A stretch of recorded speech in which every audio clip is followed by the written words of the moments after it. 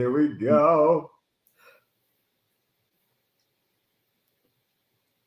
Got it.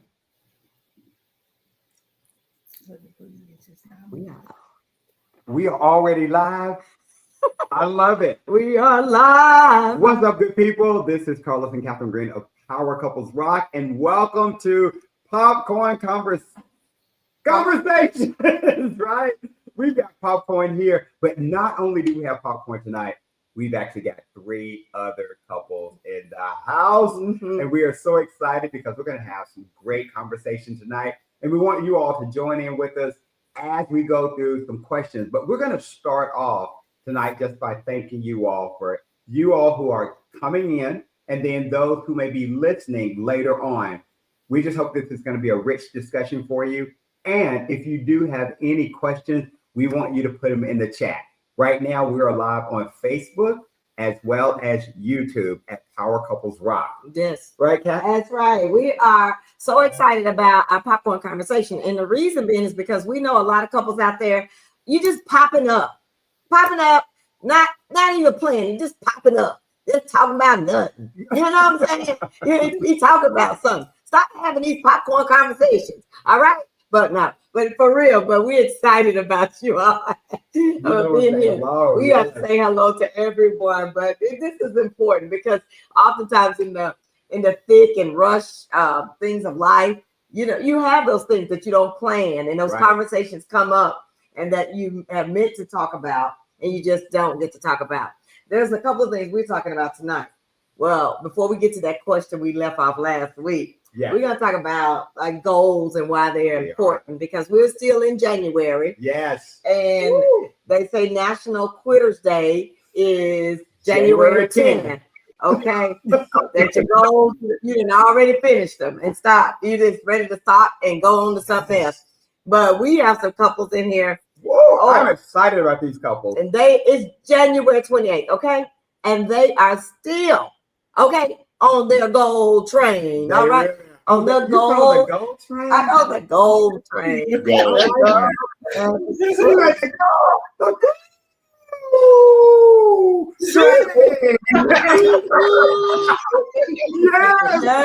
is so good, guys. We're going to talk about gold first, and then we're going to talk about that second question is how many times? Oh yeah, you got it, baby. How many times should a couple be intimate in a week? We're gonna save that for the second half. All right.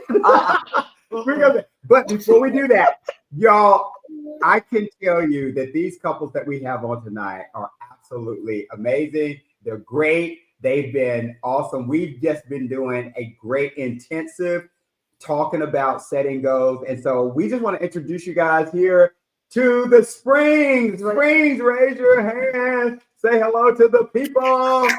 Hello, people. Springs, thank you guys for being on. So good. Yeah. And then we have the Joneses. What's up, Joneses? What's happening? That's so good. What's up? And then we have the amazing, the beautiful Baisdens. What's up, Baisdens? That is so good. So thank you guys for joining. We see people are already in now. So guys, this is going to be our first conversation. We're talking about setting goals. And thank you, my wife, for saying that January 10th is National Quitters Day. And that's something that we don't do. No. We don't quit. Now, we may pause, but we don't quit. we get back up again and we keep it moving. We keep it going. We wanted to say goal setting. Yes. Guys, how important has it been for your marriages to actually set appropriate goals? Joan, what y'all got? Us? Yeah. Well, goal setting, honestly, for us, wasn't something we did until about maybe 3 years ago. Mm-hmm. Been there for 19 years. Yep. And so about 3 years ago, we started with goal setting, and one of us sucked at it and one of us was really good at it. She was good at it. I sucked at it. But recently, we both have become pretty good at it. We hold each other accountable. Um, I guess we could kind of say we're part of that quitters group because we had gotten membership to a gym because we had No. in our heads if we paying to go to the gym, then we will go to the gym because we paying for it. And we was paying to go to the gym and we was not going to the gym. So we There's a canceled the lot of people. membership. But we set a goal to But- counseling. We set a goal to counseling. So we did achieve that goal. Right. That's But good. what we have done consistently is we have consistently maintained a pescatarian, vegetarian diet for the past 3 months. Come on. Let's go. And you did the pre-work. You did pre to kind of jumpstart you in it. I always think that that's really good. That's how I started my fitness journey, is doing it before January 1st. Then I was in the habit. It became part of who I was. And so I'm less likely to quit that goal because I've already been in, just in the routine of doing that. So that's excellent. Some people, there's sometimes goals you may not meet, but you got to still keep it in front of you, right? Yeah. So that's important. And so we're here at Popcorn Conversations, and we got people that are coming in and actually giving us some thumbs up at this point. So when we're talking about goals, we put our goals in the 6 core areas. That's right. And that is faith, family, finance, fitness, future, and fun. I love that. Have some fun. So it is not too late. We are still in January. You can make your goals into reality, make the dreams come true by being consistent and disciplined. So not Joneses, we just got to the Joneses. I'm just talking about the Springs. How important is goal setting for you guys, and what kind of impact have you guys seen? So we've always set goals, but we were like everybody else. January would come, we would set them. We just didn't write them down. We would talk about them. Then we started writing them down, but we wouldn't go back to them. So there was maybe 1 or 2 that we would remember and that maybe we focused on, but we didn't do it. So this year we regrouped and reevaluated and decided not only are we going to write them down, we are going to be committed. So we are in a 21-day fast. That was our faith. So we are increasing our faith. So we are in day 28 of January, and we are in our 14-day of fasting, and we are doing amazing with our fasting. And so each little area we're trying to improve in, and especially in the areas that we find that we needed the most help with this year.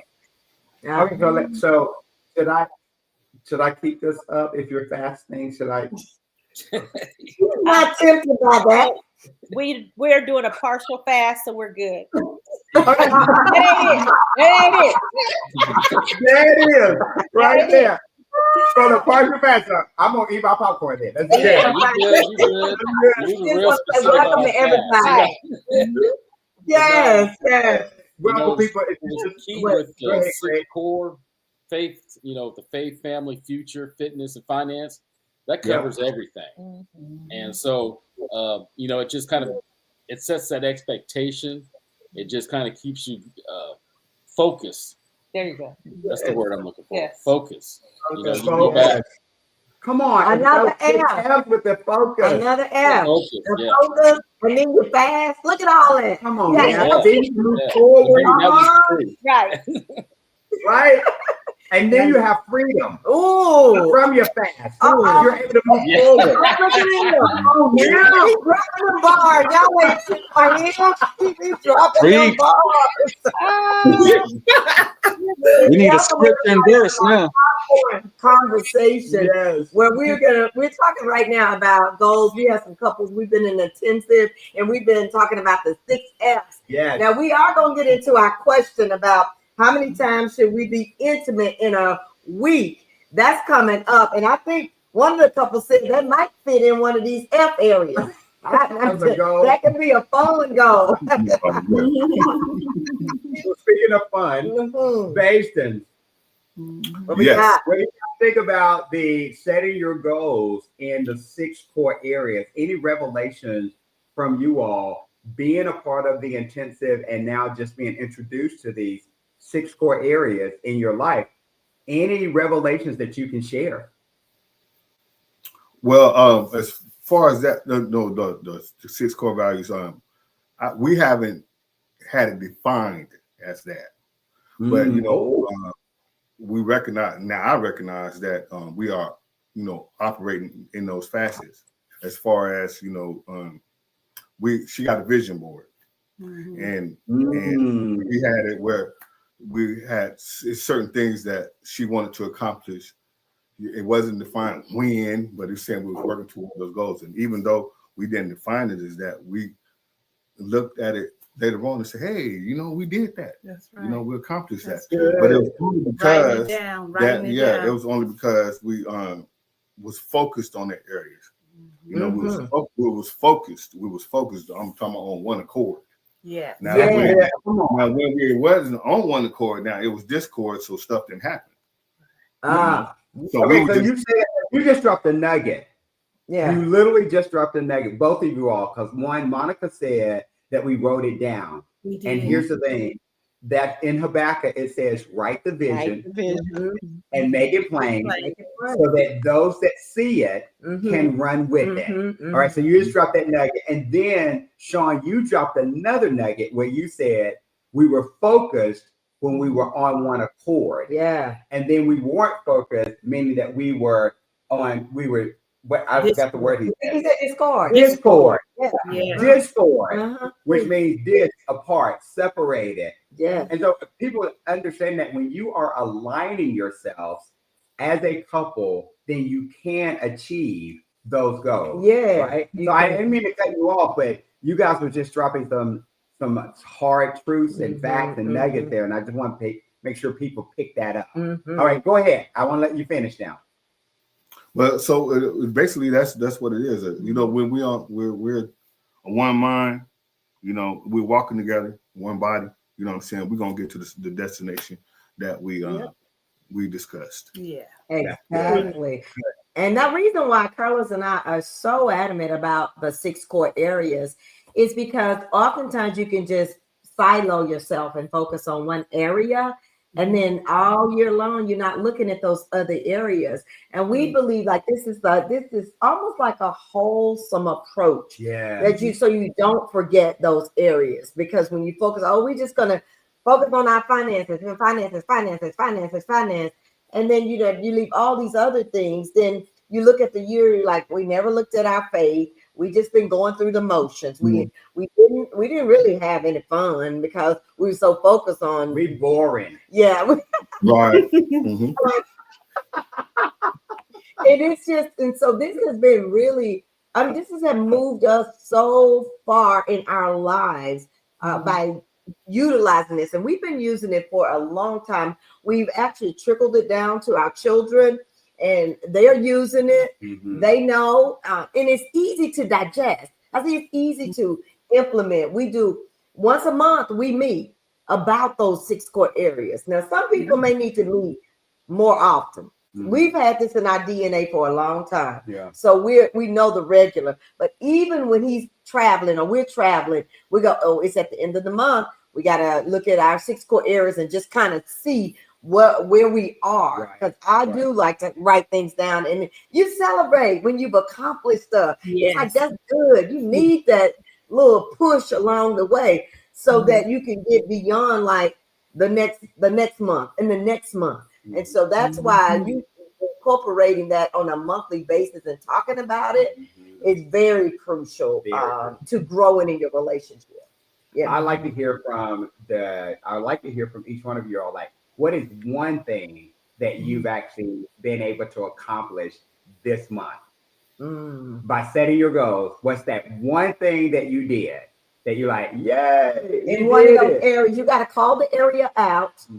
So the people know we're not playing with these 6 steps. Why are you being so mean? We're not playing with these 6 steps. We're not playing with these 6 steps. What? Hey. Let's go, Joneses. What y'all got? Okay, for us, future. We just booked our flights and vacation for Australia in May. So that's don't our tell future. people when you're going. Let's go. We got that. Don't tell them when you're going, but you're going. But you got We're going. Too I late. love that. I love that you did. Yes, I they're going love to that. Australia at some point in 2025. Yeah, some point. That's good. I love it. Baisden, one thing that you accomplished this month. Well, we met this couple at this group session we went to, and we said it was our goal to start being in the midst of couples that will motivate us, and we had someone to emulate because we didn't have that. And by God, we went to this thing called Toastmasters or something like that at Grace. Right. Yeah. Something like that. Yeah. And we met this beautiful couple, and now the Greens.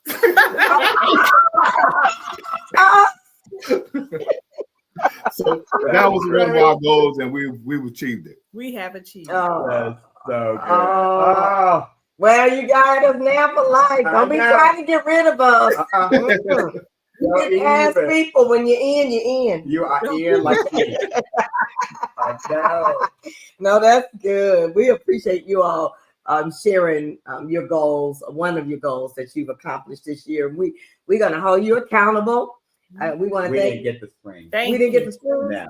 Oh, they didn't. Right. Oh, We didn't get the spring. okay. Just forgot all about us. I know. You all. Okay, that's why I have him here to help me. Yeah. You know, I'm getting mature now, and I have to. Yeah. lean on this one Mature, right here. yeah. Seasoned, mature, all those good. Right. Wine, like wine. Yes. Okay. Yeah. Let's get you all, I Spring. would say for us, the one goal we accomplished this year would be under finance. We were able to pay off a vehicle. Thank you, Jesus. Want to do it. Celebrate with you. Yes. Yeah. So Yeah. that's a big thing for us. Right now, trying to, looking at retirement somewhere down in the future. Like, we trying to cut that debt down. That's right. Yep. Get prepared, pay stuff off.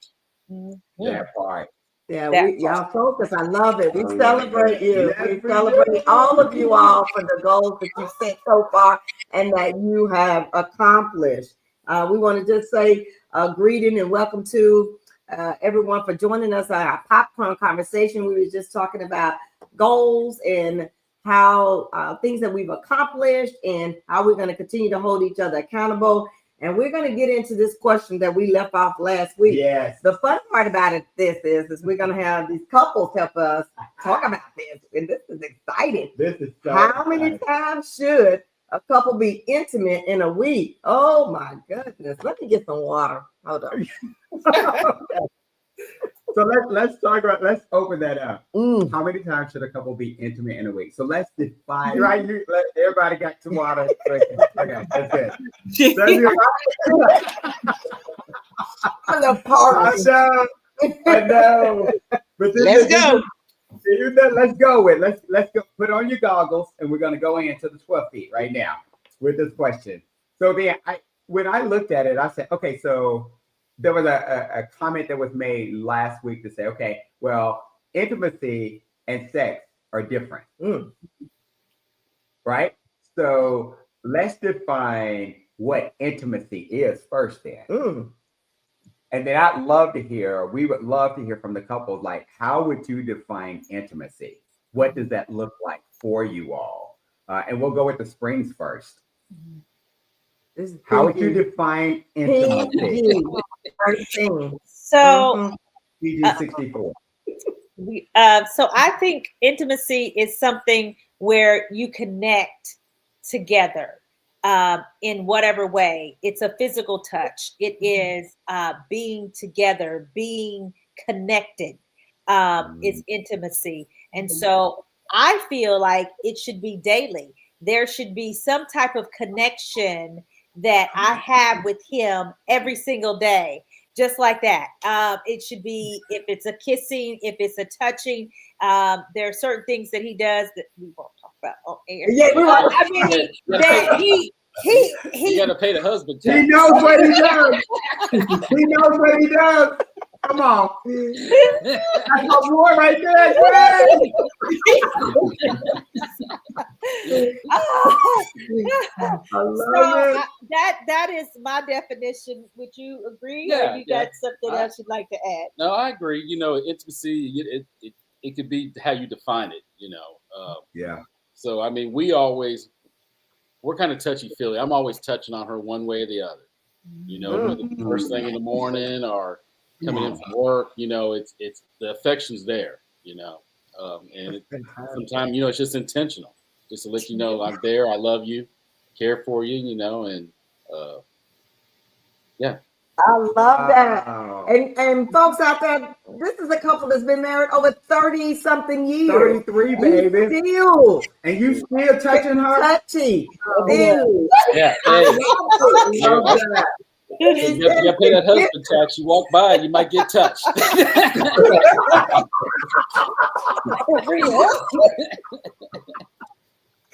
That's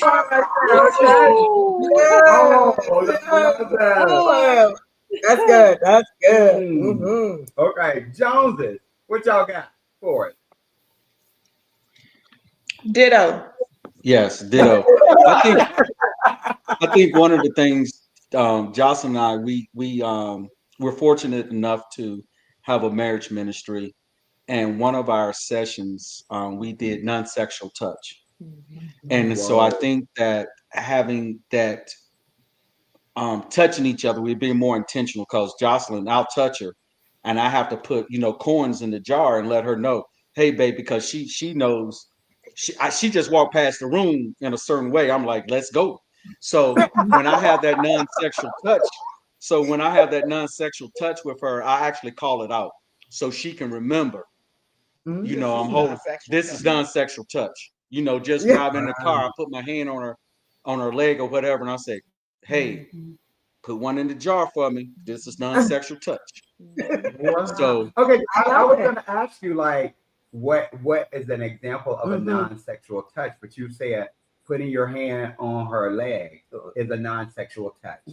Yeah. Or just holding. One the exercise we did, we held each other, which you may not think it's long when you're not used to, accustomed to it, but we held each other for like 20 seconds.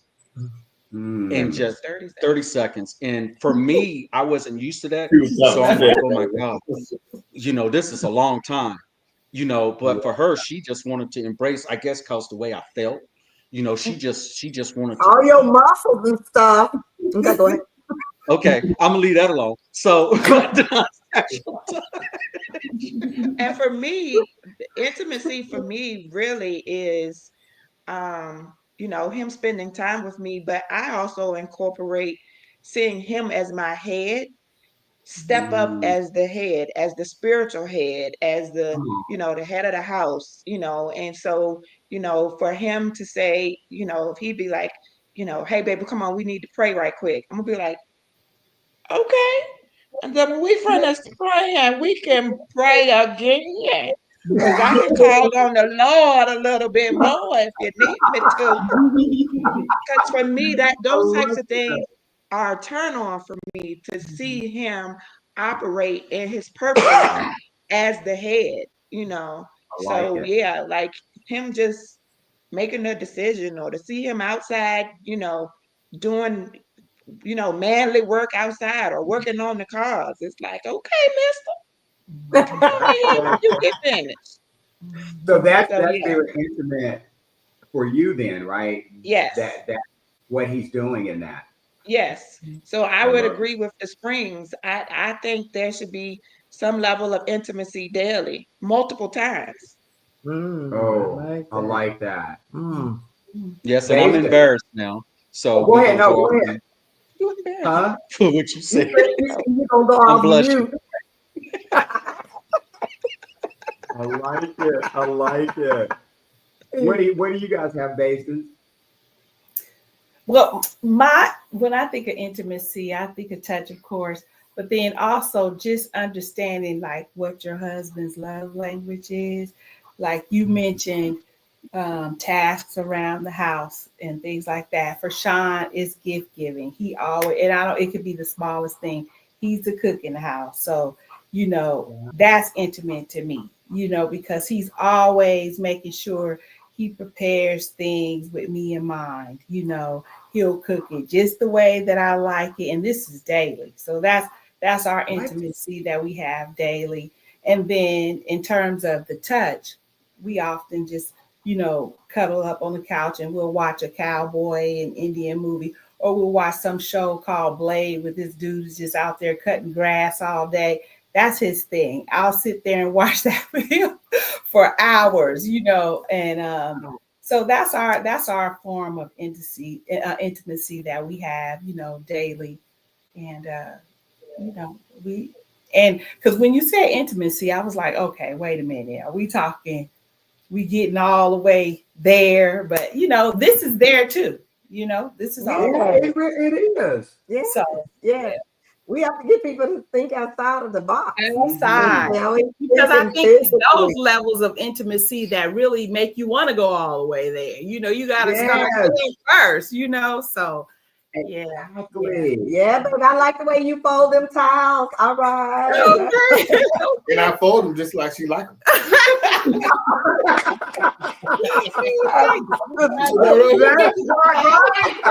fluffy. And I use it over here and flip it over there. And a pat and a perfect. All those things are intimacy. All those things. You know? Like I love to wash dishes. Right. That turned me on all the way. Watch all of them. Yes. Or when you go pick up dinner and I didn't have to cook. Yes. Oh, yes. Now, Not that you didn't have to cook, but you didn't have to make the decision as to what dinner was going to be. It was just he just came home with it. It's like, yes. Wow. What? Okay, so that's my like, do what I wanted to eat and brought it here for me. Okay. come on. Right. You all the way up in soprano. I love that. Yes. So that's the way I feel too, is that level of intimacy actually starts out very early on, before the bedroom is even there. And I know that they say that women, they need that level of foreplay early on, but I also, it does a man's pride good when the woman is either recognizing what the man is doing or flirting with the man even before, because that does feel good as well. Like knowing that you're wanted, you're seen, you're valued, you're heard, all of that, and you're appreciated for actually being the head of the house, for leading your woman the way that she needs to be led. And I know that we've been married for 33 years, and we always use the term that our love has actually matured. We have a mature love now, so that little petty stuff that used to happen a couple of years into our marriage, that doesn't happen anymore, because we've really learned each other and we understand, because we've studied each other. And I love what you said early on, Monica, about the love language. We understand each other's love language very well now. So her love language is quality time. So how can I make sure that she's getting that level of quality time that she needs, so that it's not going to be a burden for her when we do go all the way, you know? Yeah. And I know people have change. I was just going to say, you know, our idea of intimacy changes, you know, changed as the years went by. Right. Yeah. So, you know,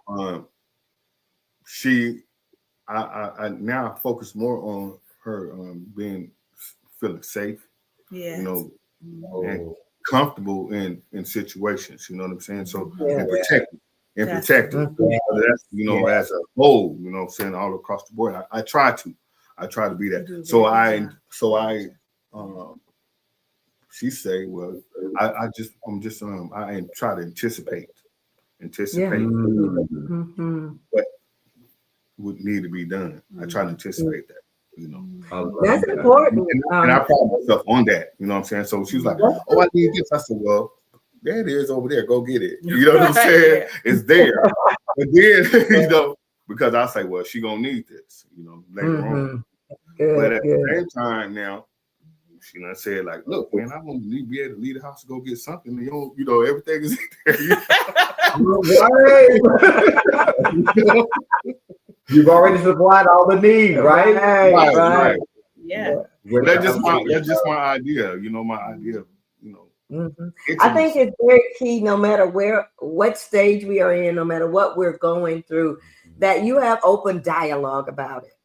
You just don't assume that a person likes this and like that. You should be having open dialogue about that and what that looks like, because it can change over periods of time, like you were saying, John. It can really change. And so if you're in constant conversation about it, then it won't take you by surprise.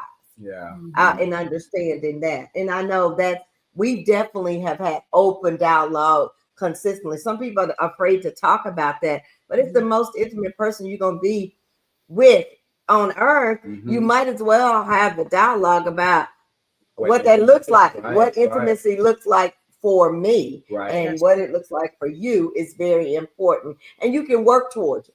Yeah. Exactly. So what I had to do was I had to actually take a chance on being transparent. I had to take a chance on it, and so that gave me a deeper level of trust, which deepened what we call intimacy. Yeah. You know, because, and being vulnerable, being vulnerable. Exactly. Yeah. You know, I had to give up my idea of what my perception was of masculinity, for real.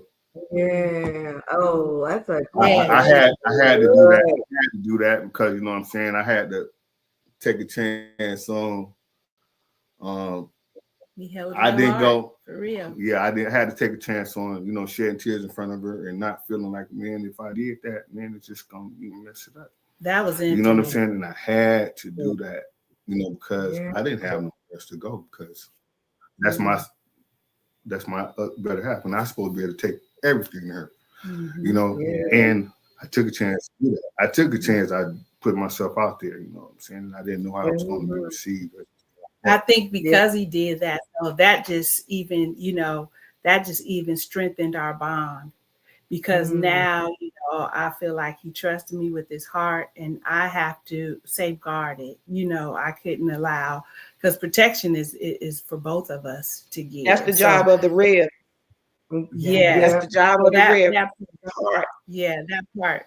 So and we grew over time, because like you said, we all been married we've been married for 28 years, and it just didn't come. We had all these barriers that we, you know, had to break through, because we didn't have, like your nephew was saying, we didn't have anybody to show us what it meant to be married. We both come from single family homes raised by our mother. So our idea of marriage was just a perception or dream. We had to create it ourselves. So, you know, all of that was intimate. You know, all those were intimate moments that we created along the way. So the tokens we had once we got married was outside of the circle that we was in, outside of the confines of our home. So we had to look at our aunts and uncles' relationship. Nothing that we, you know, was over us, that we was covered by all the time. Kind of like you, Carlos, and your nephew. Right? Exactly. And then I grew up like that as well, to where I didn't have a whole lot of examples of healthy marriages and healthy relationships. So just kind of going into it when we first got married, had to have that counseling so I could actually break free from that and now be vulnerable and transparent so that we can develop that level of intimacy that definitely will lead to sex. But I think the grounding for us is, how can we become intimate with one another, with each other's hearts and our minds, and just making sure that we're on one accord and we are aligned in what our lives are going to look like. That level of intimacy is so important. Cool. Well, anyway, thank you. This has been such a rich discussion. Yes. We want to thank you all for joining us for Popcorn Conversation. I think this was a healthy discussion on how many times you should be intimate within the week. We didn't say how many. It's just whatever. It's no number on it. Every day, all day. Daily, yes. Oh, she did say daily. Daily. Right. I agree there. That is so true. I It missed that. should be daily. My mind went somewhere else. Okay, but daily, non-sexual touch. Yes. Non-sexual touch. I think that was very crucial. And just pointing out just some gems here is just being able to be vulnerable. Yes. And then your spouse or will make you feel safe when you open up. You don't throw daggers at them when they open up in that way. And so that's important. And then also just being able to read and study your spouse and grow together and let your love be mature as you grow with the number of years that you're going to be together. Yeah. It's possible. And we want to thank our audience for listening to our popcorn conversation. So we do want to give one shameless plug. What's the plug? The plug is that we have just launched our Power Couples Rock game. Oh, yeah. And some of our couples have them already. They do. We've been really getting good feedback on this. We want to thank all our couples who have bought them. And it's on our website at powercouplesrock.com. And you can look at the shop page and go out there and order your game and then start having community and playing the game with other couples. We've had some fun playing it here with some other couples. And we look forward to maybe popping up in your city and playing the game with you. Who knows? All right. Before we get off, that's right. Before we get off, we do have to do our next question for the next week. We'll let people know. We're going to ask our couples to stay on because when we end our session, we got stuff we want to talk about. So let me see. What is the next question? A couple fell out. Oh, it's something easy. Intimacy was good. That was really a good one. Okay. Why is money a major source of contention in the relationship? Oh, wow. Wow, that's a good one. That's a good one. Bring something better than water. Maybe some Right, you're gonna need popcorn and a bottle of wine for that. I know, right, Greg? That's what I'm talking about. Why is money a source of contention in the relationship? Right. They need to go soft and get some moonshine for that. I need something a little heavy, something with some octane in it. No, we don't want to add no gas to the fire. Exactly. That part. Holy water. What? That part. Well, tune in next week on Tuesday night when we're going to tackle that question. Tell your friends, tell other couples, and we would love to hear from them what they say about the contentiousness, if that's a word, about handling your money in your relationship. Yes. So you guys, keep popping. Yeah. Purpose into your problems. Yep. One pop at a time. That's it. So we want our couples to say goodbye. And you guys have a great one. Thank you guys for joining us. And we'll see you next Tuesday. Peace.